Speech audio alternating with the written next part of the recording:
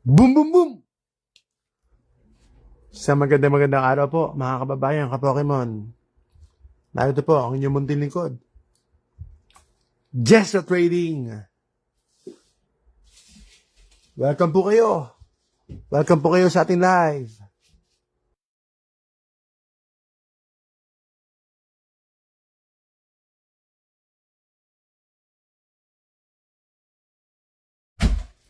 Mga kaibigan, binili po natin ng 131. Yan po ang kinalabasan po nito, 131. Siya nga pa yung resibo natin. Meron tayong resibo pala sa GameStop. Bumili tayo ng first partner. At ang cost po natin, ang costing po natin ng first partner ay 3,300. Yan po ang costing natin. Wala pa hong shipping yun, wala pa lahat.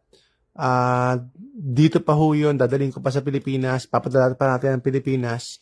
So, 3,300 po. GameStop. Plus, syempre, yung costing natin sa gasolina, sa effort, lahat. So, 3,300 po, mga kaibigan, mga kababayan ka-Pokemon. So, ayun. Yung po yung totoong cost na po natin ng first partners. Ayan. Tuloy-tuloy lang tayo, mga kaibigan. Ayan, para malaman po ninyo yung ating resibo. Ito po. Resibo natin. Yan. $54.74. So, sabi natin 55 times 60. Tapos, conversion rate pa po. Conversion rate. GameStop, yan na po yung resibo. Ayan, yan na po yung proof natin. Proof natin na costing na natin is 3,300. Salamat, GameStop, sa over the top pricing. So nasa 3,300 na po.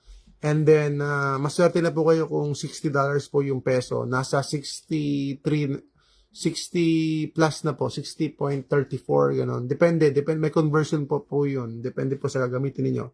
Boom, mga kaibigan, mga kababayan ka-Pokemon. Ito na po ang resibo natin. Yes po, Sir Ledge. Narito po ang ating first partner, bubuksan po natin ngayon. Ang magbubukas po ay yung may-ari po ng box. Ang may-ari po ng box yung anak ko. So, bubuksan natin to. So, bago natin buksan ito ay, ayan, bili muna kayo, mga kababayan ka-Pokemon. Ang pag-uusapan po natin ay, ayan, yung Steam Siege muna natin, 8-4 tayo. Pag kukunin itong 4 art design, 8-4 tayo, mga kababayan ka-Pokemon. Boom! Paano po kayo kikita? Paano po kayo papaldo kung hindi po kayo bibili?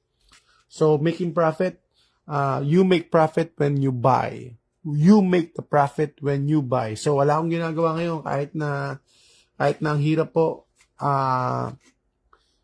all the time naman, no, as a business owner, ever since naman. And I know you can understand that. Most of us, especially po pag meron kayong negosyo, may business po kayo, meron kayong hardware, meron kayong hayupan, nasa agriculture po kayo, or nasa agriculture, farming, hindi ka bibili ng pataba, hindi ka kikita, di ba? Hindi ka bibili ng binhi, hindi ka kikita.